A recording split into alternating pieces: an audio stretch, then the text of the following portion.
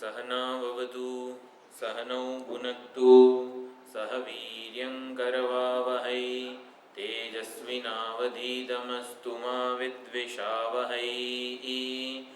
ॐ शान्तिः शान्तिः शान्तिः। हरिः ॐ श्रीगुरुभ्यो नमः। हरिः ॐ। सदाशिवसमारम्भां शङ्कराचार्यमध्यमाम् अस्मदाचार्यपर्यन्तां वन्दे गुरुपरम्पराम्। वन्दे गुरुपरम्पराम्। वन्दे देवमुमापतिं सुरगुरुं वन्दे जगत्कारणं वन्दे पन्नगभूषणं मृगधरं वन्दे पशूनां पतिं वन्दे सूर्यशशाङ्कवह्निनयनं वन्दे मुकुन्दप्रियं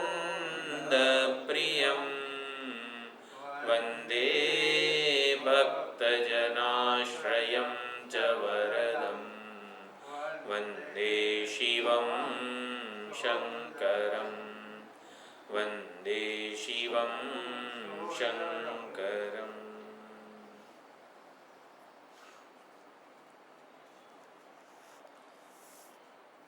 ઈશ્વરનો મહિમા રોજ આપણે એક વખત તો યાદ કરવો જરૂરી છે. આપણે આખો દિવસ ક્યાં તો આપણો પોતાનો કાં બીજાનો મહિમા સાંભળતા હોઈએ છીએ અને એટલે જ એક વખત તો ઈશ્વરનો મહિમા સ્મરણપટ ઉપર લાવવો જરૂરી છે. ઈશ્વરના મહિમાને ભૂલી જતા હોઈએ છીએ તો શિવ મહિમના સ્તોત્ર દ્વારા અનેક દ્રષ્ટિકોણથી ઈશ્વરના મહિમાનું સ્મરણ કરાવે છે પુષ્પદંત આચાર્ય. અનેક દ્રષ્ટિકોણથી ઈશ્વરના મહિમાનું સમગ્રતયા પાસામાં પ્રતિપાદન થયેલું છે. આપણું મન, બુદ્ધિ, અહંકાર, વાણી, શરીર, આપણું સમગ્ર વ્યક્તિત્વ ઈશ્વર માટેના પ્રેમથી તરબોળ થઈ જાય એવું પ્રતિપાદન શિવ મહિમના સ્તોત્રમાં થયેલું છે. ઈશ્વર સાથે જોડાઈ જઈએ, ઈશ્વરનો અનુગ્રહ જે થઈ રહ્યો છે એને સમજી લઈએ અને એનો લાભ આપણને પ્રાપ્ત થાય. કારણ કે મનુષ્ય બુદ્ધિ ન સમજી શકે એવી બધી ઘટનાઓ, ચમત્કાર કોને કહીએ છીએ આપણે? કે જે મનુષ્ય બુદ્ધિ સમજી ન શકે, કાર્ય અને કારણનો સંબંધ સમજી ન શકે એને આપણે ચમત્કાર કહીએ છીએ. કે આનું કારણ શું, આ કઈ રીતે થયું? તો આ ચમત્કાર, આ સમગ્ર જગત એ ચમત્કાર જ છે. સમગ્ર જગત ભગવાનની વિભૂતિ છે. સમગ્ર જગતનું સંચાલન જે થઈ રહ્યું છે એ પણ ભગવાનના હાથમાં જ છે. એટલે આ ચમત્કારોથી ભરેલી આ સૃષ્ટિ છે અને માટે પોતાની બુદ્ધિની મર્યાદાને જે જાણે એને જ બુદ્ધિશાળી કહેવાય. જેની બુદ્ધિ બહુ ચાલતી હોય એને સામાન્ય રીતે આપણે બુદ્ધિશાળી કહીએ છીએ. પણ બુદ્ધિશાળી વ્યક્તિ જ ઈશ્વરના મહિમાને, ઈશ્વરના સામર્થ્યને, ઈશ્વરની વિભૂતિને સમજી શકે છે. એટલે કે જે પોતાના જીવનમાં અને જગતમાં વ્યાપ્ત એવા પરમાત્માને ઓળખે છે એ જ ખરેખર બુદ્ધિશાળી છે. બુદ્ધિનું અભિમાન જે ધરાવે છે કે મારી બુદ્ધિથી હું આ જાણી શકું છું, એને બુદ્ધિશાળી નથી કીધું આપણી સંસ્કૃતિમાં. આપણી સંસ્કૃતિમાં બુદ્ધિશાળી એ જ છે જે ઈશ્વરના મહિમાને સમજે છે, એને જાણવાનો પ્રયત્ન કરે છે. કારણ કે સમુદ્રને તરીને આવેલો ખાબોચિયામાં ડૂબી જાય છે. આપણી બુદ્ધિ કોઈ દિવસ એનું તાગ કાઢી શકતા નથી કે આટલું બધું મને યાદ રહેતું હતું, હવે ક્યાં ગયા એ બધું. એટલે બુદ્ધિ ઉપર ભરોસો રાખીને પોતાની શરીર, કર્મેન્દ્રિયો, જ્ઞાનેન્દ્રિયો, મન, બુદ્ધિ ઉપર ભરોસો રાખીને આપણે એવું સમજતા હોઈએ છીએ કે હું સુખી થઈ જઈશ, હું કાયમ માટે સુખ સલામતી વાળું જીવન જીવી શકીશ.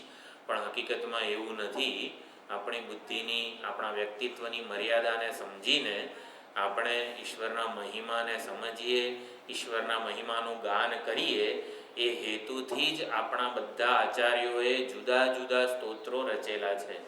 શિવમહિમના સ્તોત્ર હોય, વિષ્ણુ સહસ્રનામ સ્તોત્ર હોય, જે કંઈ પણ હોય, આપણે શંકરાચાર્યજીએ રચેલા હોય, આપણા જેટલા આચાર્યોએ જે ભક્તિ સ્તોત્રોની રચના કરી છે એનું પ્રયોજન એટલું જ છે કે મનુષ્ય આ સંસારના તાપથી જે સંતપ્ત થયેલો હોય છે એ થોડી વાર માટે પણ ઈશ્વરના મહિમાને એનું ગાન કરે, ઈશ્વરના મહિમાને સમજવાનો જાણવાનો પ્રયત્ન કરે તો ખરેખર એને એક પ્રકારની નિરાત નિશ્ચિંતતા અનુભવાય અને ખરેખર હું ઈશ્વરના ખોળામાં જ છું, ઈશ્વર મારા જીવનનું સંચાલન કરી રહ્યા છે એવું ખરેખર એને અનુભવાય.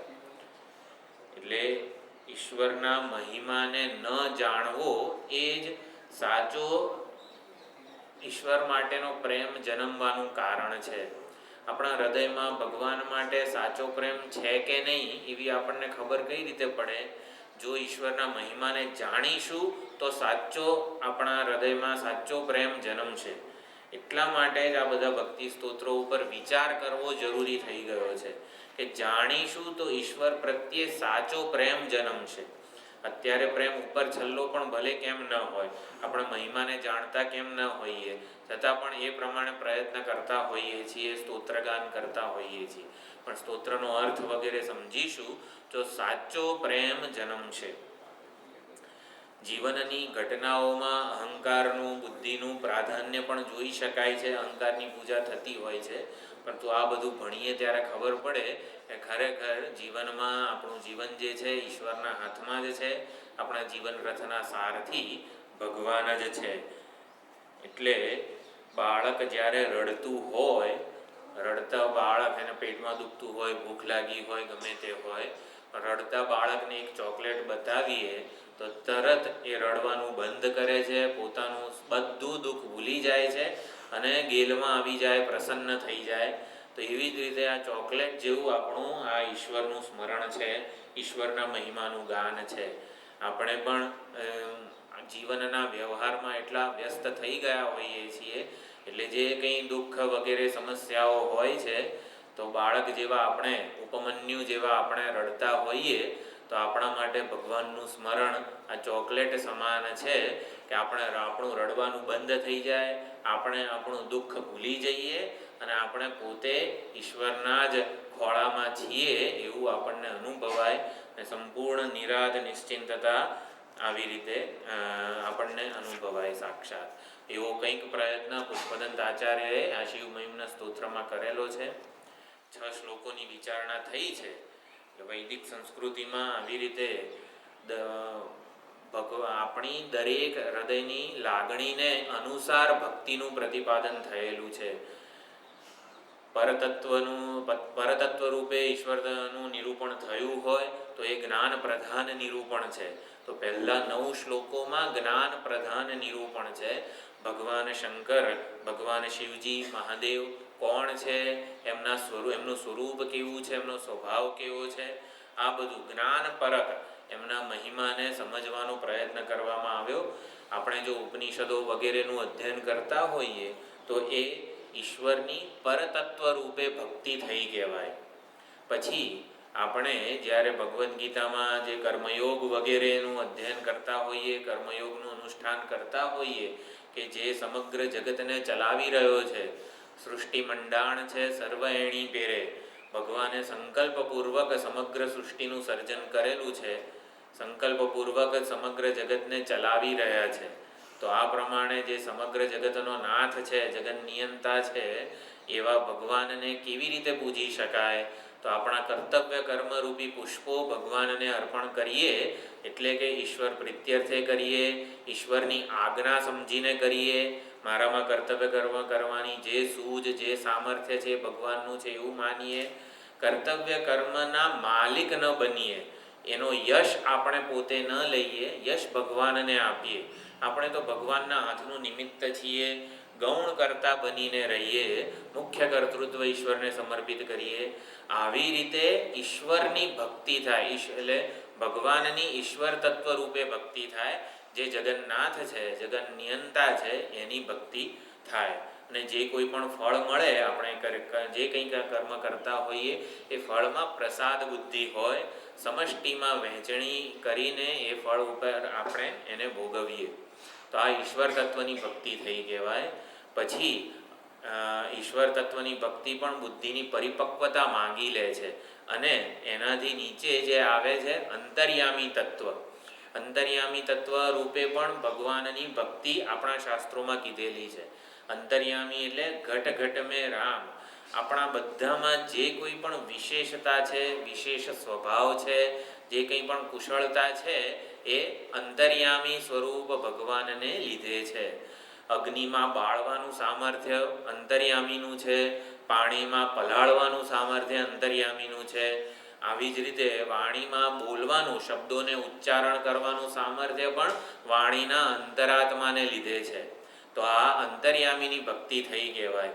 આપણે જે કંઈ પણ કરી શકીએ છીએ, કંઈક કરવાનું સામર્થ્ય આપણામાં છે, એ અંતર્યામીનું છે. કંઈક ન કરવાનું સામર્થ્ય, આમ કેટલું 20, 25, 50 કિલો વજન ઉંચકી શકતા હોઈએ, પરંતુ તાવ આવે ત્યારે 1 લીટર દૂધની તપેલી પણ નથી ઊંચકી શકતા. તો જે ન ઊંચકવાનું જે છે એ પણ અંતર્યામીને લીધે જ છે. અંતર્યામીનું હતું ને એટલે જ પાછું એણે સંકેલી લીધું. આપણું હોત તો ગમે તે રીતે આપણા પાસેથી આપણું સામર્થ્ય કોઈ ખેંચી ન શકે. તો અને અન્યથાવા કર્તુમ સમર્થ, એટલે કે અગ્નિને પણ ઠંડો બનાવી શકનાર આ અંતર્યામી છે. આપણે કાલિદાસ અને ભોજ રાજાવાળા દ્રષ્ટાંતથી સમજ્યા હતા. કોઈ રીતે ચમત્કારથી આપણે બચી જઈએ ત્યારે ખબર પડે કે આ અંતર્યામીને લીધે આ જગતનું સંચાલન વગેરે થઈ રહ્યું છે. પછી આવે છે અવતાર તત્વ. ભગવાનનું ભક્ત પક્ષપાતીપણું જોવું હોય, ભક્તનું કાર્ય સિદ્ધ કરે, ભક્તને અનુકૂળ હોય, તો એવી રીતે ભગવાનના જે લીલાઓનું સ્મરણ, કથન, અન્યોન્ય કથન વગેરે થાય, એના માટે એ અવતાર તત્વની ભક્તિ આપણા આચાર્યોએ રામ, કૃષ્ણ, ભગવાન શંકરનું જે કૈલાસવાસી રૂપ છે, તારકાસુર, બાણાસુર વગેરેનો ઉદ્ધાર કર્યો, એ જે કંઈ પણ છે બધું અવતાર તત્વની ભક્તિ છે. એને સમજવાનો પ્રયત્ન કરીએ, એ ઘટનાઓના આધ્યાત્મિક અર્થઘટનને સમજવાનો પ્રયત્ન કરીએ, એ બધું અવતાર તત્વની ભક્તિ કહેવાય. અને આપણા જીવનમાં ભગવાન સાથે આપણો લાગણીપૂર્વકનો સંબંધ સ્થપાય એ હેતુથી અર્ચા તત્વ, શ્રી વિગ્રહ, મૂર્તિ, શિવલિંગ, શાલિગ્રામ વગેરે રૂપે આપણા આચાર્યોએ અર્ચા તત્વની ભક્તિનું પ્રતિપાદન કરેલું છે. તો આ પ્રમાણે ભગવાનની 5 પ્રકારની ભક્તિ, 5 પ્રકારે ભગવાનની ભક્તિ થઈ શકે છે, 5 પ્રકારે નિરૂપણ કરેલું છે. તો આવી રીતે પહેલા શ્લોકમાં પુષ્પદંત આચાર્યએ કીધું કે ભગવાનનો મહિમા અનંત છે અને અનંત હોવાને લીધે કોઈ રીતે એનો પાર પામી શકાય એમ નથી. છતાં પણ બાળક કંઈક બીજાને બોલતા શીખે, ભાખોડિયા ભરતું હોય એવું નાનું બાળક હોય, એ પોતાના માતા પિતાને એકબીજા સાથે વાત કરતા જુએ, એટલે કે બોલતા જુએ, મારે પણ બોલવું છે, આ એમ કરીને બૂમો પાડતું થાય. બાળક કંઈક કાલી ઘેલી ભાષામાં કંઈક લવારી કરતું હોય તો એ લવારી તો એના માતા પિતાને તો અત્યંત પ્રસન્ન કરે, ગમે જ. તો એવી જ રીતે પુષ્પદંત કહે છે કે આ હું 31-32 શ્લોકોમાં ભગવાન થોડી લવારી કરું છું અને તમને પ્રસન્ન કરવાનો પ્રયત્ન કરું છું. હકીકતમાં હું એવું નથી કહેતો કે આ હું કરીશ અને તમને પ્રસન્ન થઈ જશો, તમે ભોળવાઈ જશો મારી સ્તુતિથી, એવું નથી. હું તો મારી મન, વાણી વગેરેને પવિત્ર કરવા માટે જ આ સ્તુતિ કરું છું. એટલે સ્વબુદ્ધિ અનુસાર તો ભગવાનની સ્તુતિ થઈ શકે છે. ભગવાનનો આંતર મહિમા અને બાહ્ય મહિમા. બાહ્ય મહિમા આ સંપૂર્ણ જગત છે અને આંતર મહિમા એને શ્રુતિ ચકિતમ અભિદત્તે એવું બીજા શ્લોકમાં કીધું. નેતિ નેતિ ભગવાનનું જે સાચું આપણા સર્વના હૃદયમાં જે ચૈતન્ય છે, હૃદયસ્થ ચૈતન્ય સ્વરૂપે ભગવાન બિરાજે છે અને એ પરતત્વ છે અને એમાં વાણી કે મનનો પ્રવેશ નથી. અને માટે ભગવાનનું અર્વાચીન પદ, પદેતુ અર્વાચીને પદતિ ન મનઃ કસ્ય ન વચઃ. અર્વાચીન પદ એટલે કે કૈલાસવાસી રૂપ, એમાં તો બધાની વાણી અને મન પ્રવેશી શકે છે. સુંદર મનોહર એવું ભગવાનનું કૈલાસવાસી રૂપ છે. ભગવાન ખટ્વાંગ, ત્રિશૂળ, વરદ, અભય હસ્તધારી છે. અભય હસ્ત આર્ત ભક્તોને માટે અભય હસ્ત અભયદાન આપે છે. અર્થાર્થી ભક્તો માટે વરદ મુદ્રા ધારણ કરે છે. જ્ઞાની ભક્તો માટે ત્રિશૂળ ભગવાન, જે કે ગુણાતીત સત્વ રજસ અને તમસ ત્રણેયના પ્રભાવથી મુક્ત કરે છે જ્ઞાની મહાત્માઓને. અને ખટ્વાંગ ગુરુજીના નીચે સમાધિ મંદિરમાં ખટ્વાંગ છે, યોગ સાધનાનું પ્રતીક છે. તો યોગ સાધના અર્જુન, ઉદ્ધવ વગેરે જે જિજ્ઞાસુ ભક્તો હતા એને યોગ એટલે તત્પ્રાપ્તિ ઉપાય, એને યોગ કહેવામાં આવે છે. પરમાત્માની પ્રાપ્તિના ઉપાયને યોગ કહેવામાં આવે છે. ઉપાય એટલે કે સાધન. તો યોગ સાધના એટલે કર્મયોગ, ભક્તિ યોગ અને જ્ઞાન યોગ. તો આ પ્રમાણે જિજ્ઞાસુને યોગ સાધનાનું માર્ગદર્શન આપવા માટે ભગવાન ખટ્વાંગ ધારણ કરે છે. ખટ્વાંગ એટલે ખાટલાનો પાયો. તો આપણે જેમ જપમાળા વગેરે કરવા માટે આધાર માટે જે ખટ્વાંગ વાપરીએ એ. તો ભગવાન શંકરનું આવી રીતે શરૂઆતના શ્લોકોમાં જ્ઞાન પ્રધાન નિરૂપણ થયું છે. પુષ્પદંત આચાર્યની આખ્યાયિકા પણ આપણે વિસ્તારપૂર્વક જોઈ. આપણે બધા પુષ્પદંત છીએ. આપણે પણ આકાશ માર્ગે એટલે કે દૃશ્યથી અદૃશ્ય થવાનું સામર્થ્ય ધરાવીએ જ છીએ. આપણું શરીર અહીં હોય અને આપણે કૈલાસવાસી રૂપનું ચિંતન કરીએ. ભગવાન કૈલાસમાં હિમાચ્છાદિત બરફના પહાડોમાં વિરાજે છે. જે ઉપર જટામાંથી ગંગાજીનો પ્રવાહ વહી રહ્યો છે. આવી રીતે કૈલાસવાસી રૂપ, ભગવાનના કૈલાસવાસી રૂપની એકદમ સમીપ જઈને આ શરીરને તો અહીં જ રાખ્યું અને આપણે કૈલાસ પહોંચી ગયા. તો એવી રીતે પુષ્પદંત જે ગંધર્વરાજ છે અદૃશ્ય થવાનું સામર્થ્ય ધરાવે છે.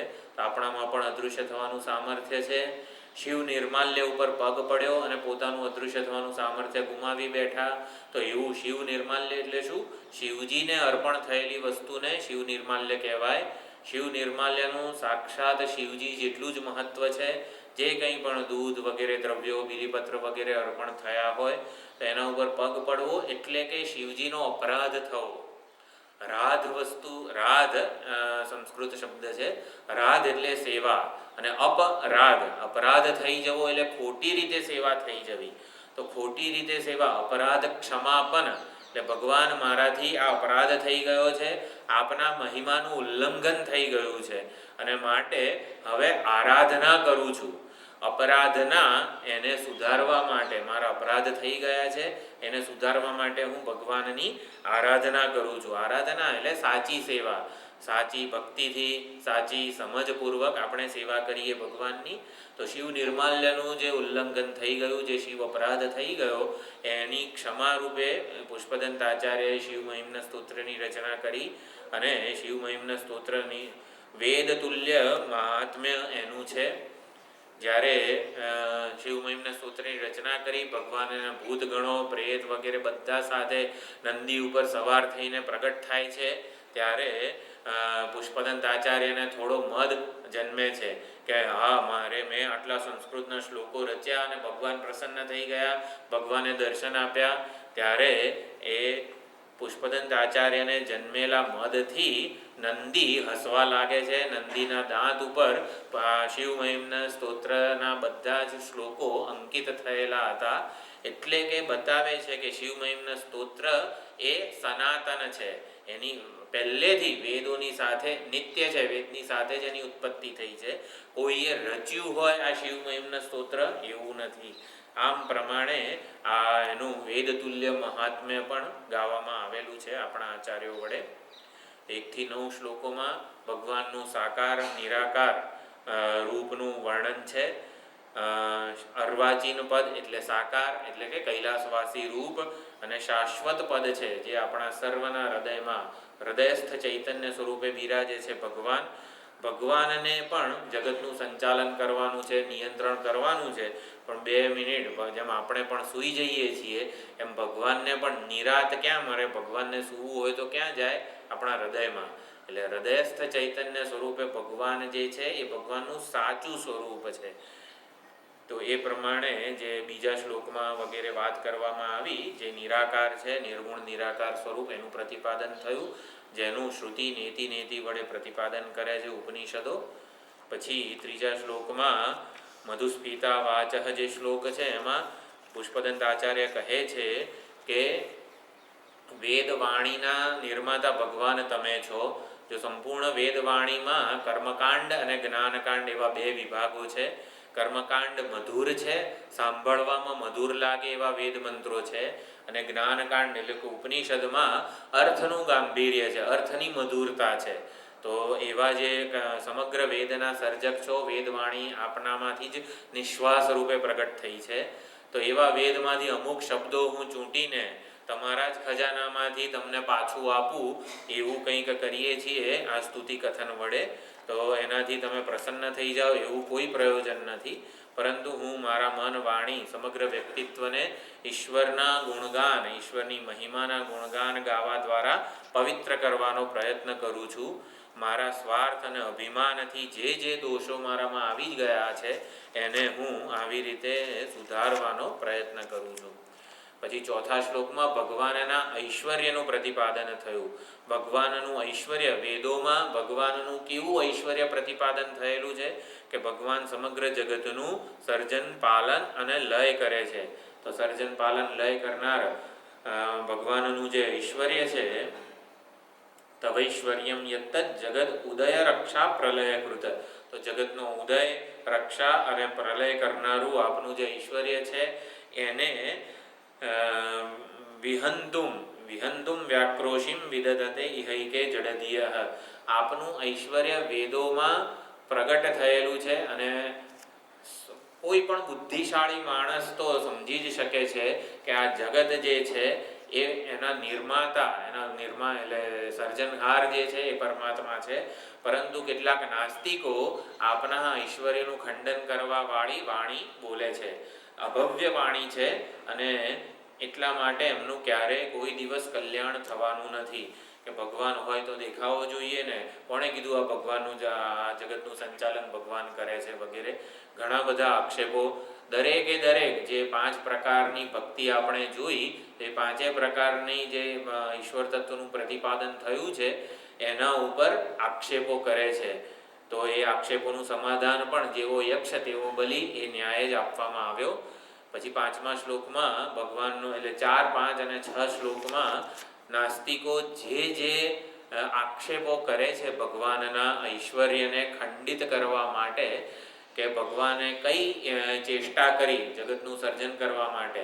કુંભાર જેમ ઘડા બનાવે તો ઘડા બનાવવાની જે ક્રિયા છે, તો એવી રીતે આ જગતનું સર્જન કરવા માટે ભગવાને કઈ ક્રિયા કરી, ભગવાન ક્યાં બેસીને આ જગતનું સર્જન કર્યું, ભગવાનનું શું શરીર હતું, ભગવાનનો કયો આધાર હતો, ભગવાન પાસે કિમુપાદાના એટલે કે કયું દ્રવ્ય હતું, કયા દ્રવ્યમાંથી ભગવાને આ સર્જન કરેલું છે. તો ભગવાનનું ઐશ્વર્ય અતર્ક્ય છે. અતર્કેશ્વર્યે ત્વયી અનવસર દુસ્તો હતદીય. તો ભગવાનનું ઐશ્વર્ય અતર્ક્ય છે, એમાં તર્કને કોઈ સ્થાન નથી.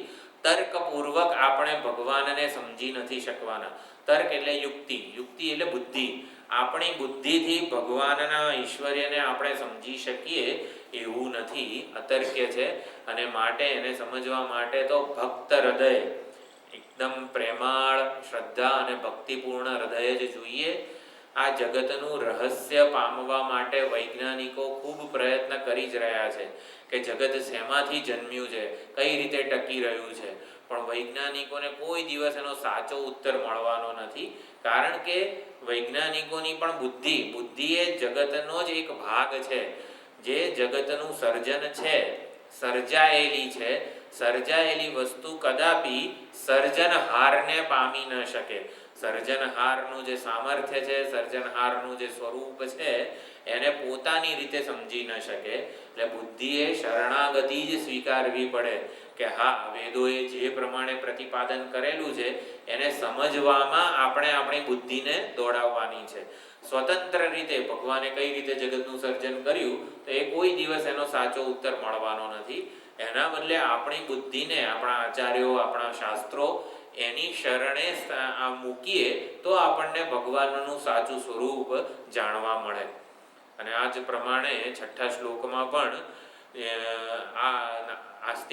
નાસ્તિકોના તર્કનું જે ખંડન કરવામાં આવ્યું.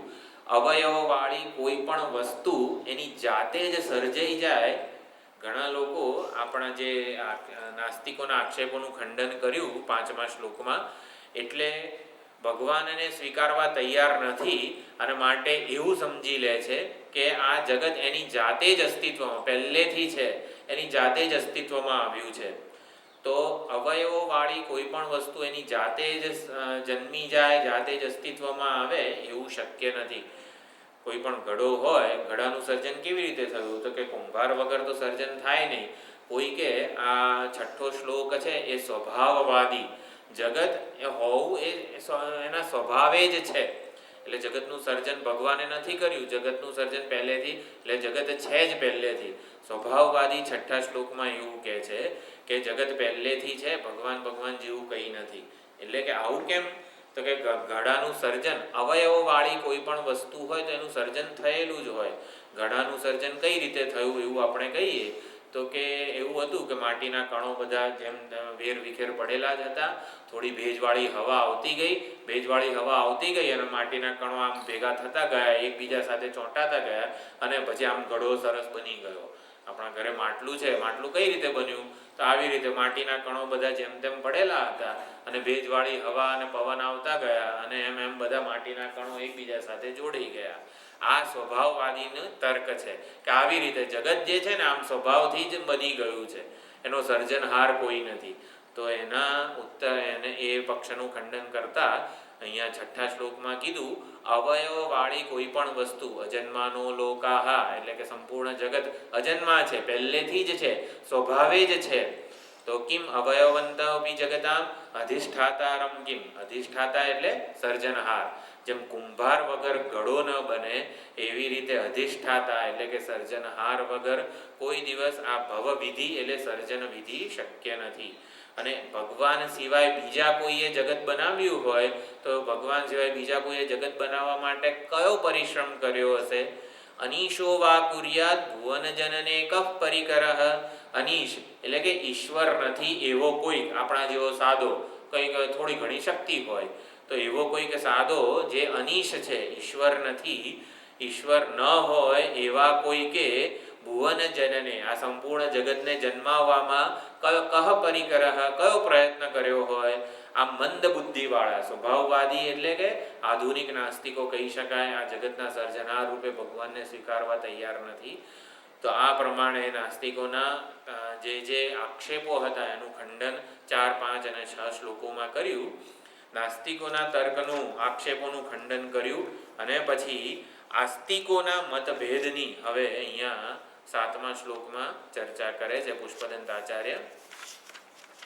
કે ઘણા જે અત્યારના આધુનિક જે બધા વિચારકો છે એ એવા આક્ષેપ કરે છે ભગવાન, આપણા મહાત્માઓ ઉપર, આપણા આચાર્યો ઉપર કે ઈશ્વર છે, ચાલો અમે સ્વીકારી લીધું, તમે ઘણી બધી તર્ક અને દલીલોથી પણ અમને સમજાવ્યું કે જગત સર્જન છે તો સર્જનહાર હોવો જોઈએ, જગતનું સંચાલન આપણા હાથમાં નથી અને માટે જગતનું સંચાલન, નિયંત્રણ બધું ભગવાન જ કરી રહ્યા છે અને આવું છે. ચાલો માની લીધું ઈશ્વર છે એવું સ્વીકારીએ તો ખરા અમે, તો પણ ઈશ્વર એક છે કે અનેક? ઈશ્વરને સમજનારા આસ્તિકોમાં જ કેટલા બધા મતભેદ છે. ગણપતિજીના ઉપાસકો ભક્તો છે, દેવીના ભક્તો છે, રામજીના, શંકર ભગવાનના, આવી રીતે ઘણા બધા મતાંતરો અને સંપ્રદાયો છે. એટલે તમે ઈશ્વર એક છે કે અનેક, પહેલા તમારામાં જ સમાધાન કરો ને. એટલે આધુનિક વિચારકો અત્યારે આપણને, ભક્તોને, મહાત્માઓને એવા પ્રશ્નો પૂછે છે કે ઈશ્વર છે તો એક છે કે અનેક? જો એક જ હોય તો આટલા બધા શાસ્ત્રો, આટલા બધા પુરાણો આપણા બધા વૈદિક સંસ્કૃતિમાં કેમ છે? વેદ છે, પછી વેદવ્યાસજીએ 24 પુરાણો એટલે 18 મુખ્ય પુરાણ અને પછી ઉપપુરાણની રચના કરી છે. દેવી ભાગવત હોય, દત્તાત્રેય પુરાણ હોય વગેરે, ભાગવત પુરાણ છે, શિવ મહાપુરાણ છે, તુલસીદાસજીનું રામચરિતમાનસ છે. તમારા આસ્તિકો જે ભગવાનને માને છે એ જ એક મત નથી થતા. આ કોણ કરે છે આક્ષેપ? આધુનિક વિચારકો, જેને કંઈક બહાનું જોઈએ છે ભગવાનને ન ભજવાનું, કે તમારામાં જુઓ ને કેટલું બધું આમ તેમ છે, માટે કંઈ ભગવાન જેવું નથી. આવું આધુનિક વિચારકો આક્ષેપ કરે છે. એના સમાધાનમાં 7મો શ્લોક છે. તો પહેલા આક્ષેપ સમજી લઈએ એટલે આ શ્લોકમાં પ્રવેશ થાય. આસ્તિકોનો ઈશ્વર વિષયક મત એટલે કે વિચારણા જુદી જુદી છે. આપણે બધા જ આપણા તહેવારો જેટલા બધા છે, આપણા કેટલા બધા ભગવાનને પૂજીએ છીએ કે ભગવાન એક છે કે અનેક, એ બધું પહેલાં નક્કી કરો. અને પાછા તમે બધા એટલે નાસ્તિકો જે છે એવું કહે છે કે તમે બધા પોતપોતાના મતનો આવી રીતે પ્રચાર કરવાનો પ્રયત્ન કરી રહ્યા છો, પોતાના વિચારકોને આવી રીતે ફેલાવો કરી રહ્યા છો, પોતાના મતને જ સર્વોપરી માનો છો અને બીજાનું ખંડન કરો છો કે ના અમારા ભગવાન વધારે શક્તિશાળી છે, અમારા ભગવાન વધારે રૂપાળા છે, અમારા ભગવાન જો કૃષ્ણ ભગવાન એમને તો એકે આયુધની જરૂર નથી, આ જો બીજા બધા ભગવાન ત્રિશૂળ લેવું પડે છે ને આ લેવું પડે છે ને બીજાનો સંહાર કરવા માટે, અમારા ભગવાન તો બસ વાંસળી વગાડે અને બધાનું કલ્યાણ કરી દે. એટલે આવી રીતે તમારા આસ્તિકોમાં જ કેવા ભગવાન જ કેટલા બધા જુદા જુદા છે. દરેક ભગવાનનું આયુધ જુદું છે, દરેક ભગવાનનું વાહન જુદું છે, દરેક ભગવાનનું આવી રીતે એમની પૂજા કરવાના જે ઉપચારો છે. ભાઈ માખણ હોય ને તો કૃષ્ણ ભગવાનને જ ધરાવાય. એટલા જ માટે પૂતના માતા આવ્યા હતા ત્યારે કૃષ્ણ ભગવાને આંખો બંધ કરીને શંકર ભગવાનનું સ્મરણ કર્યું હતું કે ભાઈ હું તો માખણ ખાવા આવ્યો છું વ્રજમાં, મને આ ઝેર બેર નથી પીવું. એટલે માટે ભગવાનનું સ્મરણ કર્યું, શંકર ભગવાનનું પ્રાર્થના કરી કે ભગવાન આ પૂતના માસી પાસે ઝેર છે, ઝેર તમે પી જાઓ. એટલે ઝેર પીવાનો તો તમારો બધો પહેલેથી ટેવ છે અને માટે તમે પી જાઓ. તો આવી રીતે દરેક પૂજા વિધાન જે ઉપચારો છે દરેક ભગવાનનું જુદું જુદું છે. દરેક ભગવાનને જુદા જુદા પુષ્પોથી પૂજા કરાય, બિલીપત્ર વગેરેથી શંકર ભગવાનની થાય, તુલસી દળથી શાલિગ્રામ કૃષ્ણ ભગવાનની થાય. તો આટલું બધું વૈવિધ્ય કેમ છે? એટલે આધુનિક વિચારકો જેને કંઈક બહાનું જોઈએ છે કે ભગવાનને નહીં ભજવાનું, હા બસ માનવતા જ એક ધર્મ છે, બીજાના માટે બસ નીતિપૂર્વકનું જીવન જીવો, સત્ય વગેરે જે છે એનું પાલન કરો, બીજાને મદદ કરો, દાન વગેરે કરો, માનવતા જ ધર્મ છે, કંઈ ભગવાનની જરૂર નથી, ભગવાનને ભજવાની જરૂર નથી. આવા જે આધુનિક વિચારકો છે એ આવો આક્ષેપ કરે છે. હકીકતમાં જે માનવતાના આધારે માનવતાને ભજવાનો કંઈક એ કહે છે એ ધર્મ અધૂરો છે ઈશ્વર તત્વની સમજ વગર. એટલે ઈશ્વર તત્વની સમજ વગર એ જે કંઈ પણ સારા કર્મો કરતા હોય, જે કંઈ પણ કરતા હોય એ લાંબુ ટકે નહીં. એમાં પછી ધીમે ધીમે દોષ ને કંઈક સંસારના સ્વાર્થ સંકુચિતતા પ્રવેશી જ જાય છે. એટલે જે નૈતિકતા વગેરેની વાત કરતા હોય છે એમાં એ પૂર્ણ નથી, એ વિચારણા અધૂરી છે. ઈશ્વર તત્વની સમજ વગર કોઈ પણ વસ્તુ અધૂરી છે. એટલે ભગવાનની સમજ, સાચી સમજ આપણા શાસ્ત્રો પાસેથી પ્રાપ્ત કરવી જ જોઈએ અને એ સમજપૂર્વક જ જીવન જીવવું જોઈએ. આપણા શાસ્ત્રો અને આપણા આચાર્યો સર્વજ્ઞ હતા અને એમણે મનુષ્ય માત્રનું કલ્યાણ કેવી રીતે થાય એના માટે જ આ ઉપદેશો, આ શાસ્ત્રો, આ ભક્તિ સ્તોત્રો વગેરે રચેલા છે. આપણા હૃદયની દરેક લાગણીઓને આપણા મહાત્માઓ સમજે છે અને એ રીતે એમણે દરેક ભગવાન ઉપર આવી રીતે શંકરાચાર્યજી છે દેવી સ્તોત્રોની રચના કરી છે, શંકર ભગવાનના કેટલા બધા સ્તોત્રોની રચના કરી છે, કૃષ્ણ ભગવાનના, રામ ભગવાનના, બધા ભગવાનના સ્તોત્રોની રચના કરી છે. તો એ બધી ચર્ચા હવે ચાલે છે. જે આધુનિક વિચારકો જે આક્ષેપો કરે છે એના સમાધાન માટે 7મો અને 8મો શ્લોક છે. તો 7મો શ્લોક આપણે બોલીએ. ત્રયી સાંખ્યમ યોગઃ પશુપતિમતં વૈષ્ણવમિતિ પ્રવિન્ને પ્રસ્થાને પરમિદમદઃ પત્યમિતિ ચ રુચિનાં વૈચિત્ર્યાદ ઋજુકુટિલનાનાપતજુષાં નૃણામેકો ગમ્યઃ ત્વમસि પયસામર્ણવ ઇવ. તો જેટલા પણ આસ્તિકો એટલે કે ભગવાનમાં શ્રદ્ધા ધરાવનારા, શ્રદ્ધા અને ભક્તિપૂર્વક ભગવાનને ભજનારા જેટલા પણ આસ્તિકો છે, ભક્તો છે, એ એના માટે ચોથી પંક્તિમાં કીધું નૃણામ એકઃ ગમ્યઃ. નૃણામ એટલે આવા જે બધા ભક્તો છે, આસ્તિકો છે, એના માટે ભગવાન તમે જ એકમાત્ર ગંતવ્ય છો. એટલે ભગવાન જ દરેક સંપ્રદાય હોય, મત મતાંતર જે કંઈ પણ હોય એનું એકમાત્ર લક્ષ્ય ભગવાનની પ્રાપ્તિ, ભગવાનનું જ્ઞાન કરાવવું એ જ છે. નૃણામ એકઃ ગમ્યઃ ત્વમસી. એ ભગવાન તમે જ બધાનું ગંતવ્ય સ્થાન છો. જેવી રીતે પયસામ અર્ણવ ઇવ. પયસામ એટલે કે જે પણ આ પ્રવાહ, નદી, ઝરણા વગેરે જે કંઈ પણ પ્રવાહિત જે આ પાણી છે, જળ, પયસામ, એ જેવી રીતે એક સમુદ્રને જ મળે છે, બધી નદીઓનું એક ગંતવ્ય સ્થાન સમુદ્ર છે. કેમ પણ કરીને કંઈ પણ વાંકી ચૂકી ગમે તે દિશામાં જઈને પર્વત પરથી આમ પડતી ધોધ રૂપે પડતી હોય કે શાંત એકદમ સરોવર હોય કે બધા જળના જેટલા પણ સ્ત્રોત છે એ બધા જળ છેવટે જેવી રીતે સમુદ્રમાં મળે છે, સમુદ્ર એકમાત્ર ગંતવ્ય સ્થાન છે.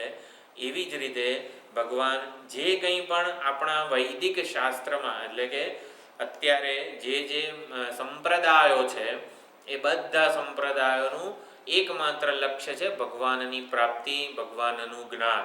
તો એવી રીતે ભલે જુદી શરૂઆત થાય. કોઈ ગણપતિજીનો ભક્ત હોય તો ગણેશ પુરાણથી શરૂઆત કરે, કોઈ દેવીનો ભક્ત હોય તો દેવી ભાગવત વગેરે ભણીને શરૂઆત કરે, ચંડીપાઠ વગેરેનું નિયમિત અનુષ્ઠાન કરતો હોય, શંકર ભગવાનનો ભક્ત હોય શિવ મહાપુરાણ વાંચે, શિવ મહિમ્ન સ્તોત્ર વગેરેનું અનુષ્ઠાન કરે, ભાગવત કોઈ આવી રીતે કૃષ્ણ ભગવાનનો ભક્ત હોય તો ભાગવત વગેરેનું અધ્યયન કરે અને એને જ પોતાના જીવનનું સર્વસ્વ માને કે બસ આ ભાગવત ભણી લઈશ અને એટલે માટે મેં શાસ્ત્ર ભણી લીધું એવું કહેવાય. વાલ્મીકી રામાયણ રામજીનો ભક્ત હોય રામચરિત માનસ વગેરેનું અધ્યયન કરે. જુનાગઢના જે કંઈ પણ લોકો છે દત્તાત્રેય દત્ત પુરાણને જ પોતાનું શાસ્ત્ર માને છે. દત્ત પુરાણ એ વાસુદેવાનંદ સરસ્વતીજીની સંસ્કૃતની રચના છે. જે રંગઅવધૂતજી મહારાજ હતા એમના ગુરુ વાસુદેવાનંદ સરસ્વતીજી. વાસુદેવાનંદ સરસ્વતીજીએ જ આ દત્ત પુરાણ બહુ જ સુંદર દત્તાત્રેય ભગવાનની જેમ શ્રીમદ ભાગવત મહાપુરાણમાં કેવી કૃષ્ણ ભગવાનની બધી લીલાઓ, એમનો ભક્તો સાથેનો જે સંબંધ વગેરે અને ભક્તોનો કેવી રીતે ઉદ્ધાર કર્યો હોય વિષ્ણુ ભગવાને, નારાયણે, એવી જ રીતે દત્તાત્રેય ભગવાને પોતાના જીવનમાં જે ભક્તોને જ્ઞાન આપ્યું, થોડું જ્ઞાન પ્રધાન પણ છે એટલે ગુરુ લીલામૃત કહેવાય. ગુરુ લીલામૃત વાસુદેવાનંદ સરસ્વતીજીએ દત્ત પુરાણનું આવી રીતે સમશ્લોકી ગુજરાતીમાં અનુવાદ કરેલું છે. એટલે મૂળ ગ્રંથ છે દત્ત પુરાણ. તો એ પણ આવો ભાગવત જેવો જ અત્યંત સુંદર દત્તાત્રેય ભગવાન માટે ખરેખર આપણા હૃદયમાં ભક્તિ જન્મે. એ દત્તાત્રેય એટલે ત્રણેય બ્રહ્મા વિષ્ણુ મહેશ ત્રણેયમાં જે દેવો છે એમનો આવી રીતે અવતાર છે. તો દરેક ભક્તોની રુચિ પ્રમાણે અહીંયા કહે છે ત્રીજી પંક્તિમાં રુચિ નામ વૈચિત્ર્યાત. એટલે ભક્તોની રુચિ જુદી છે અને માટે જ આટલા બધા સંપ્રદાયો છે. સંપ્રદાય એટલે કે ભગવાનને ભજનારા ભક્તોની રુચિ જુદી છે અને માટે જ આપણી સંસ્કૃતિમાં આટલા બધા ગ્રંથો છે, આટલા બધા શાસ્ત્રો છે. દરેક ગ્રંથ એક શાસ્ત્ર છે. શાસ્ત્ર એટલે શું? જેના અધ્યયનથી કલ્યાણ થાય. શમ સનાત શાસ્ત્રમ એવું સંસ્કૃતમાં કહેવાય છે. શમ એટલે કલ્યાણ. તો જેના અધ્યયનથી, જેને અપનાવવાથી કલ્યાણ થાય, જે સાચી વિચાર ભાથું આપણને આપે એને શાસ્ત્ર કહેવાય. આપણી વૈદિક સંસ્કૃતિમાં જ શાસ્ત્રનો આ અર્થ થયેલો છે કે જેના અધ્યયનથી કલ્યાણ થાય. બીજા બધા જે છે ક્રિશ્ચન વગેરે એમાં શાસનાદ શાસ્ત્ર, એ લોકોનું જે કંઈ પણ છે એ જ પ્રમાણે કરવાનું છે. એને કોઈ આડી અવડી કશું જ ચેન્જ ના કરી શકાય, કંઈ બદલી ન શકાય. જે પ્રમાણે વિધાન થયેલું છે એ પ્રમાણે જ એમ લોકોએ કરવાનું છે. હકીકતમાં આપણા જે વૈદિક શાસ્ત્રો છે એ આપણા કલ્યાણ માટે છે, કોઈક એના બંધનમાં રાખતા નથી. આપણા વૈદિક શાસ્ત્રો આપણું કલ્યાણ જ કરે છે. તો વૈદિક સંસ્કૃતિના ગૌરવને વધારનારો આ 7મો શ્લોક છે. નાસ્તિકોના આક્ષેપોનું તો ખંડન થયું, પરંતુ અત્યારના આધુનિક જે બધા વિચારકો છે એમની શંકાના સમાધાન માટે પુષ્પદંત આચાર્ય આ શ્લોક રચે છે કે તમારા વૈદિકો છે, જે આસ્તિકો છે, જે ભગવાનમાં માને છે, એમાં જ કેમ આટલા બધા મત છે? તો એના જવાબમાં કહે છે સંપ્રદાયો અથવા તો પંથોની જે આટલી બધી અનેકતા વિવિધતા છે એ હકીકતમાં વૈદિક સંસ્કૃતિનું ભૂષણ છે, દૂષણ નથી. આપણી વૈદિક સંસ્કૃતિએ બધાને અપનાવેલા છે. કોઈક રીતે એ લાગણીપૂર્વક ભગવાન સાથે દેવી ભક્ત હોય તો એને વાત્સલ્યની જરૂર છે. કંઈક એવા ક્યાંય કોઈની પાસેથી પ્રેમ ન મળ્યો હોય, એને પ્રેમની વાત્સલ્યની જરૂર હોય તો આપણા શાસ્ત્રોએ દેવી રૂપે મા રૂપે ભગવાનનું પ્રતિપાદન કરેલું છે. અને દેવીના જેટલા પણ આ સ્તોત્રો છે એ ખરેખર દેવી અપરાધ ક્ષમાપન સ્તોત્ર છે તો ન મંત્રમ નો યંત્રમ વગેરે જે કરીને આખું સ્તોત્ર છે એમાં એટલો સુંદર ભાવ શંકરાચાર્યજીએ મૂકેલો છે કે ભગવાન, હે દેવી, હે મા, તમને કઈ રીતે પ્રસન્ન કરવું એ તો મને આવડતું નથી, કોઈ મંત્ર જાણતો નથી. નચરુદા મને રડતા, ઘણી વાર બાળક કંઈ જાણતું ના હોય પરંતુ માતાનું ધ્યાન પોતાના તરફ ખેંચવું હોય ને તો એને રડતા આવડે. એટલું જોરથી પોક મૂકે, એટલું રડે ને કે માં કંઈક કામ કરતી હોય ને તો પણ પોતાનું કામ છોડીને બાળક પાસે આવી જાય. શંકરાચાર્યજી એ સ્તોત્રમાં કહે છે, માં, મને તો રડતા પણ આવડતું નથી અને માટે હું તો તારા ખોળામાં મૂકું છું મારું માથું, મારું તું રક્ષણ કર, પાલન કર વગેરે. તો આવી રીતે અનેક મત, અનેક ભગવાન, અનેક ગ્રંથો, અનેક શાસ્ત્રો હોવા એ વૈદિક સંસ્કૃતિનું ભૂષણ છે, એ સમૃદ્ધિનું પ્રતીક છે, એ દૂષણ નથી. સંપ્રદાયોનો ભેદ ભલે આધુનિક વિચારકો માટે ઘણા આક્ષેપો મૂકે છે, પરંતુ સર્વ સંપ્રદાયો, સર્વ આચાર્યો, સર્વ શાસ્ત્રોનું તાત્પર્ય ભગવાનની પ્રાપ્તિ અથવા તો ભગવાનનું જ્ઞાન કરાવવું. કોઈક રીતે ગણેશ, અથર્વશીર્ષ અથવા તો ગણપતિજીના ભક્તો હોય, મહારાષ્ટ્રમાં ઘણા બધા ગણપતિજીના ભક્તો થઈ ગયા, તો ગણપતિજીના ભક્તોનું જે શાસ્ત્ર હોય એ શાસ્ત્રમાં પહેલાં ગણેશજીના સ્વરૂપનું પ્રતિપાદન થયું હોય. શિવમાં પુરાણ હોય તો કૈલાસવાસી રૂપે શિવજીનું પ્રતિપાદન થયું હોય, પછી વાસ્તવમાં શિવજી કોણ છે એનું પણ પ્રતિપાદન થયું હોય. તો એવી જ રીતે દરેક શાસ્ત્રમાં ભગવાનનું અર્વાચીન એટલે અત્યારે આપણે જે શંકર ભગવાન, રામ ભગવાન, કૃષ્ણ ભગવાન વગેરે છે એ રૂપે પણ પ્રતિપાદન થયું હોય, અને પ્રાચીન એટલે કે જગતના સર્જનહાર રૂપે, કે જ્યારે જગતના સર્જન થયું એ પહેલા પણ જે પરમાત્મા હતા એ રૂપે પણ પ્રતિપાદન થયેલું હોય. એટલે દરેક શાસ્ત્ર પૂર્ણ શાસ્ત્ર છે. પણ પૂર્ણ શાસ્ત્ર છે એટલે કે પૂર્ણતયા એનું અધ્યયન કરવું પડે. ભૂલ શું થાય છે આસ્તિકોની?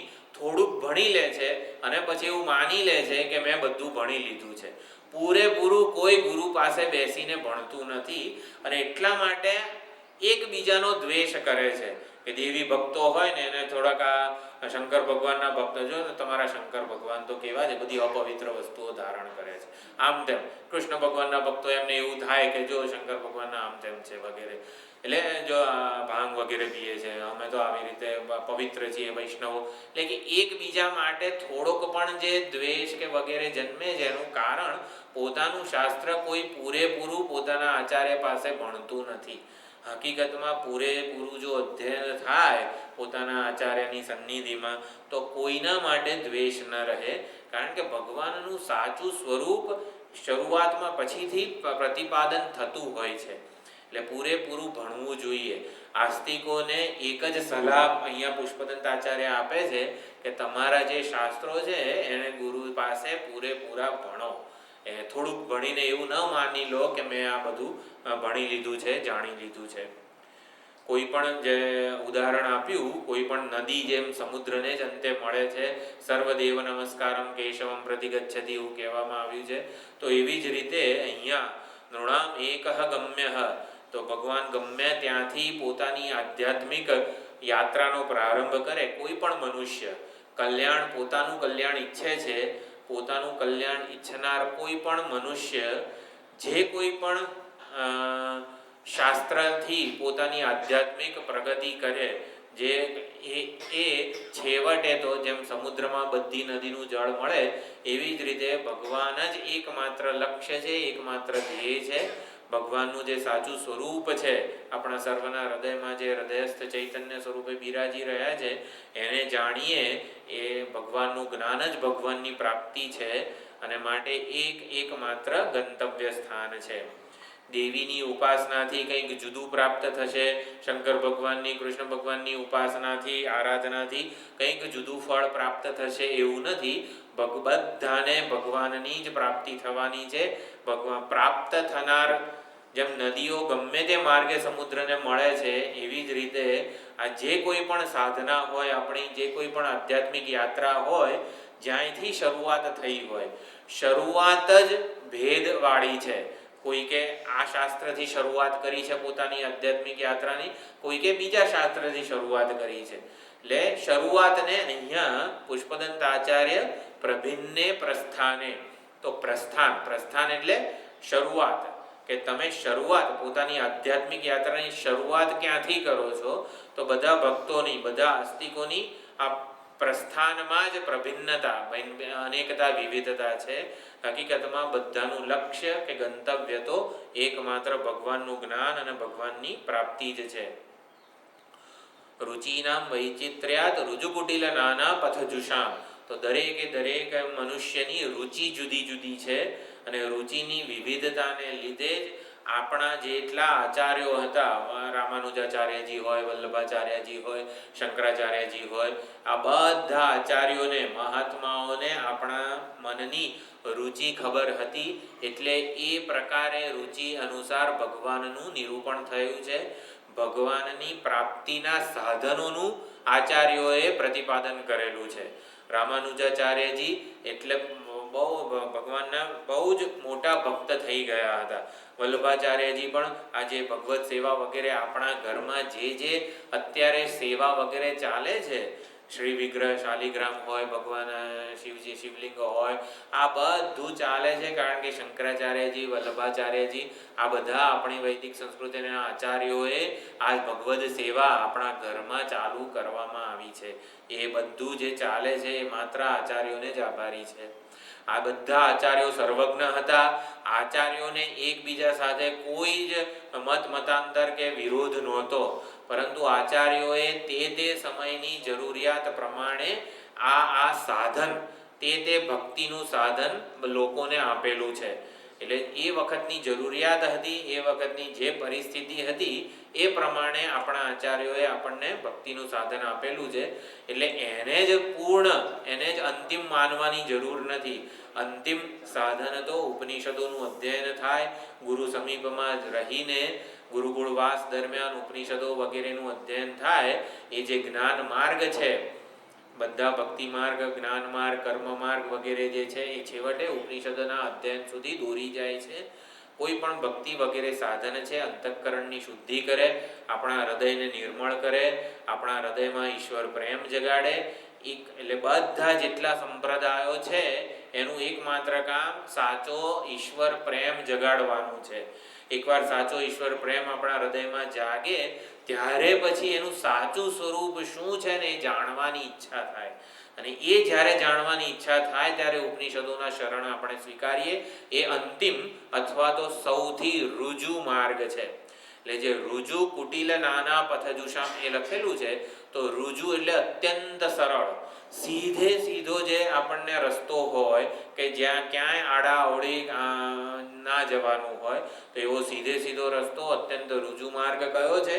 તો કે ઉપનિષદો આપણા ઉપનિષદો જે રીતે ભગવાનનું પ્રતિપાદન કરે છે, ભગવાનનું જ્ઞાન આપે છે, એ અત્યંત રુજુ છે. રુજુ છે એટલે શું? આપણને એવી રીતે પ્રતિપાદન કરે છે કે ભગવાન આપણાથી જુદા રહેતા નથી. બીજું કોઈ પણ પુરાણ વગેરે આપણે લઈએ તો કેવું, શંકર ભગવાન, કૃષ્ણ ભગવાન વગેરે જે કંઈ પણ આપણે ભાગવત હોય, શિવ મહાપુરાણ હોય, દત્ત પુરાણ હોય વગેરે એનું અધ્યયન કરીએ ત્યારે કેવું થાય છે કે કૃષ્ણ ભગવાનને હું મારાથી જુદા સમજીને એમની ભક્તિ કરું છું, જે જરૂરી છે શરૂઆતમાં. પરંતુ એવી રીતે ઉપનિષદો પ્રતિપાદન કરે છે કે કૃષ્ણ ભગવાન આપણાથી જુદા ન રહે. હું ભગવાનથી જુદો ન રહું અને ભગવાન મારાથી જુદા ન રહે, એવી રીતે જે પ્રતિપાદન થાય છે એ ઋજુ માર્ગ છે. જે આપણા જે વૈદિક સંસ્કૃતિમાં જે ઉપનિષદો જે છે, જે પ્રસ્થાનત્રયી જેને કહેવામાં આવે છે, એ ઋજુ માર્ગ જે છે અને એ ભગવાનની સીધી પ્રાપ્તિ કરાવે છે. એટલે કે ભક્ત અને ભગવાન એવો કોઈ ભેદ ત્યાં રહેતો નથી. પરંતુ એના માટે જે અધિકારીત્વ જોઈએ, હૃદયમાં સાચો ઈશ્વર પ્રેમ જાગવો જોઈએ. એકવાર પ્રેમ જાગે ને ત્યારે એ ઈશ્વરનું સાચું સ્વરૂપ જાણવાની જિજ્ઞાસા જન્મે.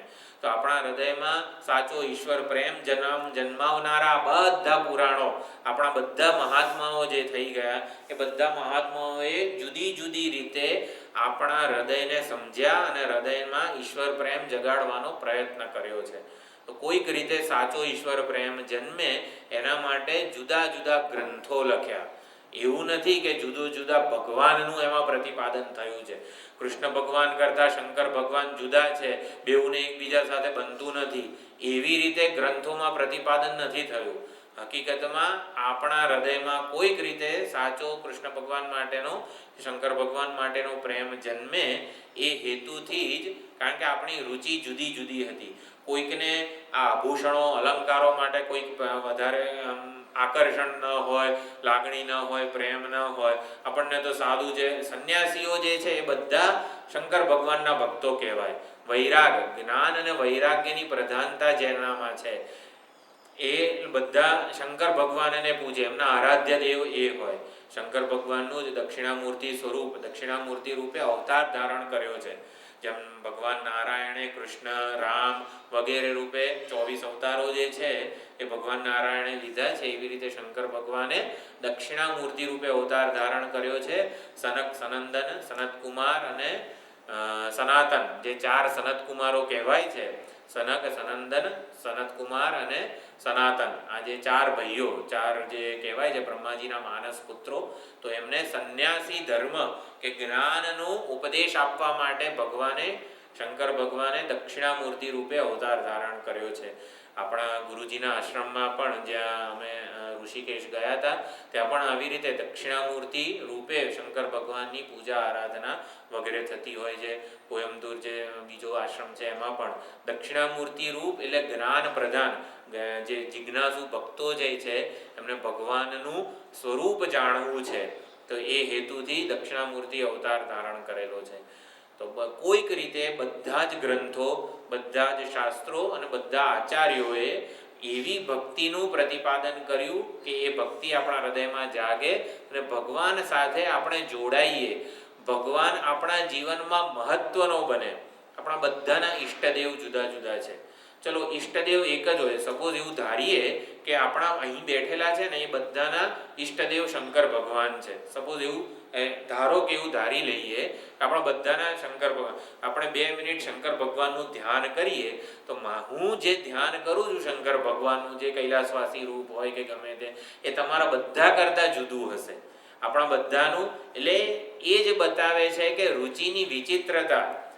જેમ કૃષ્ણ ભગવાનમાં કોઈક, એટલે એટલા બધા મહાત્માઓ અત્યારે પણ વ્રજભૂમિ પર વિદ્યમાન છે જે ભગવાનની લીલાના નિત્ય દર્શન કરતા હોય કે અમે તો માખણ ચોરી લીલાના ભક્ત છીએ. બીજું કંઈ જે કરતા હોય ને એ કૃષ્ણ ભગવાન અમારા નથી. અમે તો જે વ્રજમાં માખણ ચોરતા હતા ને એને જ ભગવાન માનીએ છીએ. એટલે વ્રજમાં અત્યારે પણ કેટલા બધા ભક્તો જે છે એ ભગવાનની રાસલીલાના નિત્ય દર્શન હજી પણ કરી રહ્યા છે. અત્યારે પણ વિદ્યમાન છે કે જેને ભગવાનની રાસલીલાના નિત્ય દર્શન થતા હોય. એવા ભક્તો પણ છે. અમારો કનૈયો મથુરા ગયો જ નથી. મથુરા ગયો ને એ તો કોઈક બીજો જ હતો કનૈયો. અમારો કનૈયો કોઈ દિવસ વ્રજના ગોપ બાળોને અને ગોપીઓને છોડીને જાય જ નહીં. એટલે જે વ્રજમાં મથુરામાં ગયો ને એ તો બીજો કનૈયો હતો. એટલે વાત એમ છે કે કેટલી સુંદર રીતે આ બધા લોકોએ આ ભક્ત પોતાના હૃદયને જોડી દીધું છે. એટલે આ મહાત્માઓએ આ સુંદર કામ કર્યું છે કે આપણા હૃદયમાં સાચો ઈશ્વર પ્રેમ જાગે કોઈક રીતે, તો ગમે તે રીતે ઈશ્વર એના જીવનમાં મહત્વનો બનવો જોઈએ. એટલે આપણી જ રુચિ જુદી જુદી હતી. આપણે કાલથી એવો નિયમ ન બનાવી શકાય કે સોમવારે બધાએ ભીંડાનું શાક ખાવાનું, મંગળવારે બધાએ ગવારનું શાક ખાવાનું. હવે કોઈને બધાની રુચિ જુદી જુદી છે. કોકને આ ભાવે છે, કોકને આ ભાવે છે. અરે ગવારનું જ શાક આપણે આટલા જણ બનાવીએ તો બધાનું જુદું જુદું થાય. એક થાય જ નહીં. એક જ ભગવાન હોવા જોઈએ, એક જ ગ્રંથ હોવો જોઈએ, એ સંભવ જ નથી. કારણ કે બધા ભક્તોની રુચિ જુદી છે, બધાની લાગણીઓ જુદી જુદી છે. અને આ વાત આપણા આચાર્યો જાણતા હતા, ગુરુજનો જાણતા હતા. અને એટલે એમણે જુદા જુદા પ્રસ્થાન એટલે કે શરૂઆત, કે ભાઈ તું આનાથી શરૂઆત કર. તને જરા જ્ઞાન અને વૈરાગ્યની મહાનતા છે તો તું આવી રીતે શિવ મહિમ્ન કે વગેરેની શરૂઆત કર. એટલે આપણા હૃદયની લાગણીઓને જાણતા હતા. અને એટલા જ માટે આપણા આચાર્યોએ આટલા બધા ગ્રંથો, આટલા બધા શાસ્ત્રો વગેરેની રચના કરી છે. અત્યારે મનોરંજનના કેટલા બધા સાધનો છે, મોબાઈલથી માંડીને ટીવીથી માંડીને ઘણું બધું છે. તો વૈદિક કાળમાં મનોરંજનનું સાધન શું હતું? તો વૈદિક જેમ અત્યારે પણ જેમ દાદા દાદી પાસે નાના બાળકો કેવું વાર્તા કોને મને કંઈક વાર્તા કોને, તો વાર્તાઓ મનોરંજનનું સાધન હતી. તો એવી જ રીતે કોકે લખેલું છે કે કોઈ પણ સંસ્કૃતિને તમારે નષ્ટ કરવી હોય ને, કોઈ પણ સંસ્કૃતિને નષ્ટ કરવી હોય તો એ સંસ્કૃતિને ટકાવી રાખનાર જે આ દાદા દાદીઓ છે ને એમને પહેલા પતાવી દો. એટલે જે વાર્તાઓ રૂપે સંસ્કૃતિ વિદ્યમાન રહે છે. એટલે દાદા પાસે આપણે જે વાર્તાઓ સાંભળતા હતા, એટલે જે પાશ્ચાત્ય બધા આક્રમણો થયા છે ભારતભરમાં, અને આપણને જાણે કે ખબર નથી રહી, છતાં પણ વૈદિક સંસ્કૃતિ આટલી ટકી રહી છે ને, કારણ કે આ બધી વાર્તાઓ મનોરંજનના સાધનો રૂપે વેદવ્યાસજીએ આટલા પુરાણો વગેરેની રચના કરી. એટલે બધા પોતપોતાનું કર્તવ્ય કર્મ કરતા હોય અને પછી છેવટે સાંજે આવીને ગામડાઓમાં કેવું કંઈક સત્સંગ જેવું થાય, કોઈક વડીલ માણસ હોય, કોઈક આવી રીતે હોય, તો એ કંઈક આવી રીતે ભગવાનની વાત કરે, નરસિંહ મહેતાના ભજનો ગાય. નરસિંહ મહેતાના બધા ભજનો એટલા સુંદર છે. જે કોઈ પણ ભજન હોય એમાં બધા ઉપનિષદોનો સાર નરસિંહ મહેતાજીએ વણી લીધો છે. મીરાના પણ ભક્તો કેટલા બધા સુંદર છે, જેટલા પણ પદો છે, સુરદાસજીના આ બધા. તો આવી રીતે આપણી સંસ્કૃતિ ટકી રહી છે ભગવાનનું પ્રતિપાદન કરવા દ્વારા. તો આપણા જે આચાર્યો છે એમને ખબર હતી રુચિ જુદી જુદી છે, માટે એક જ ભગવાનનું જુદી જુદી રીતે પ્રતિપાદન થયું છે. તો ભગવાન જુદા છે એવું પણ નથી, આપણા શાસ્ત્રો જુદા છે એવું પણ નથી, આપણી ભક્તિ જુદી છે એવું પણ નથી. હકીકતમાં પ્રસ્થાનનો ભેદ છે, એટલે કે શરૂઆતનો ભેદ છે. આપણે ઋષિકેશ, હરિદ્વાર વગેરે હમણાં ગયા હતા આપણે બધા ભક્તો, તો કેવી રીતે પ્રસ્થાન ભેદ, કોઈક એવી રીતે ચલો કલોલથી ટ્રેનમાં ચડ્યું હોય, કોઈક આવી રીતે અમદાવાદ જઈને ટ્રેનમાં ચડ્યું હોય, જુદી જુદી રીતે. કોઈક ચાલો ટાઈમ નથી આટલો 2 દિવસ હરિદ્વારનો તો સીધો ફ્લાઇટમાં જવું. તો જુદી જુદી રીતે બધા પહોંચ્યા ક્યાં? હરિદ્વાર. તો શરૂઆત જુદી જુદી થાય, પણ પહોંચવાનું જેમ એક જ ગંતવ્ય સ્થાન છે, એવી જ રીતે જેટલા પણ આપણા શાસ્ત્રો છે એનું અંતિમ ગંતવ્ય સ્થાન એ ભગવાન તમે જ છો. એટલે કે ભગવાનનું જ્ઞાન કે ભગવાનની પ્રાપ્તિ એ જ અંતિમ લક્ષ્ય છે, એવું અહીંયા 7મા શ્લોકમાં કહે છે. આગળના જે પહેલી લીટી છે એમાં જુદા જુદા મત, એ વૈદિક કાળમાં જેટલા શાસ્ત્રો, ગ્રંથો, ભક્તો હતા એ પ્રમાણે કહે છે. ત્રયી એટલે વેદ. તો વેદને અનુસરનારા જે કર્મકાંડી બ્રાહ્મણો હતા એમનું અહીંયા પ્રતિપાદન થયું છે. કર્મકાંડી બ્રાહ્મણો એટલે કે કર્મકાંડ, વેદનો જે કર્મકાંડ વિભાગ છે એને જ શાસ્ત્ર એટલે કે એને જ મારો પોતાનો ગ્રંથ માનનારા, કે એના આધારે જ કલ્યાણ થશે એવું માનનારા જે લોકો છે. તો કર્મકાંડ કરનારા જુદા જુદા યજ્ઞો કરીને ભગવાનની આરાધના કરવાનો પ્રયત્ન કરે. એટલે ભક્તિનો પ્રકાર જુદો જુદો છે, પણ ભક્તિ કરવા દ્વારા જે પ્રાપ્ત થશે એ ભગવાન તો બધામાં એક જ છે.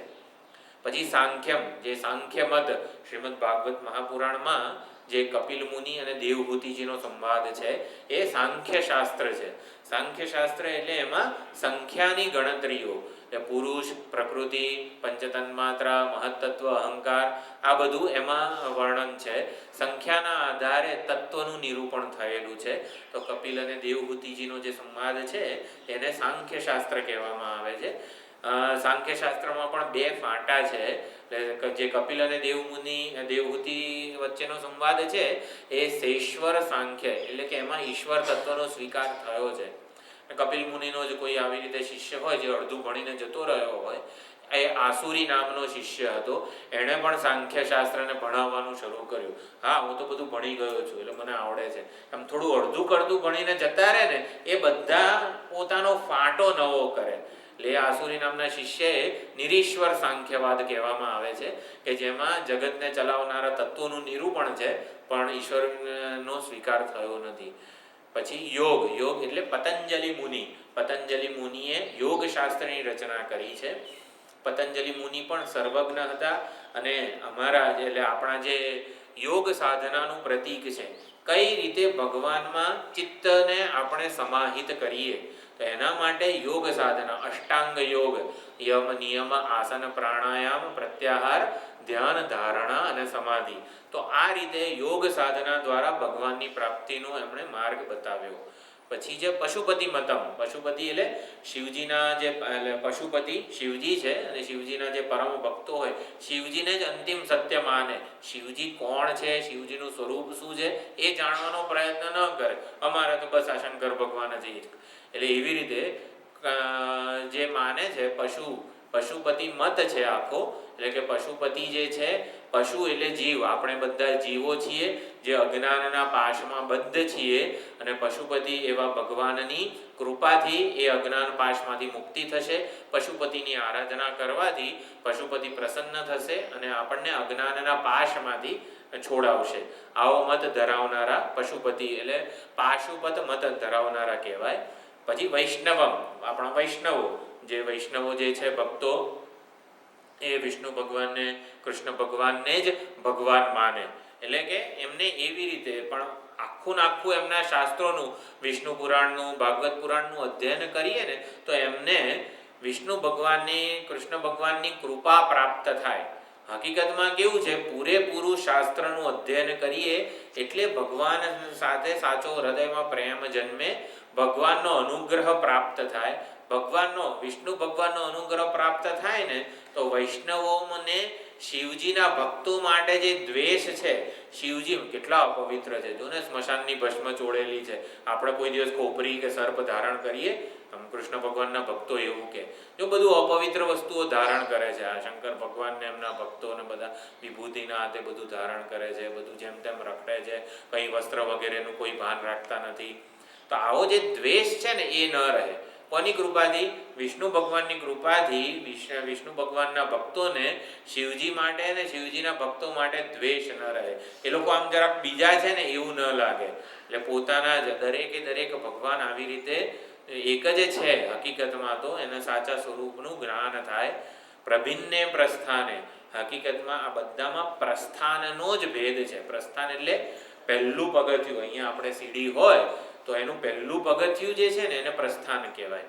એટલે કલ્યાણની પ્રાપ્તિ માટે મનુષ્ય, ભગવાનની પ્રાપ્તિ માટે, કલ્યાણની પ્રાપ્તિ માટે મનુષ્ય જે પહેલું ડગલું ભરે ને એને પ્રસ્થાન કહેવાય.